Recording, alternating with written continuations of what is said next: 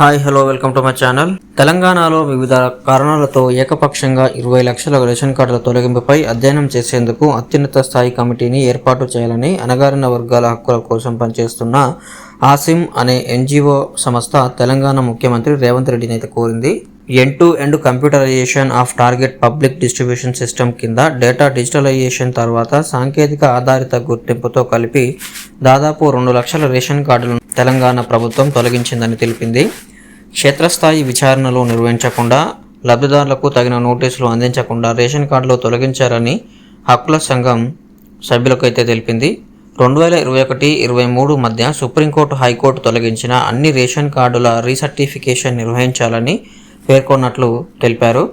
ఈ శ్రమ్ పోర్టల్లో నమోదు చేసుకున్న రాష్ట్రంలోని వలస కార్మికులందరికీ కుటుంబ సభ్యులను యాడ్ చేయాలని అయితే కోరారు.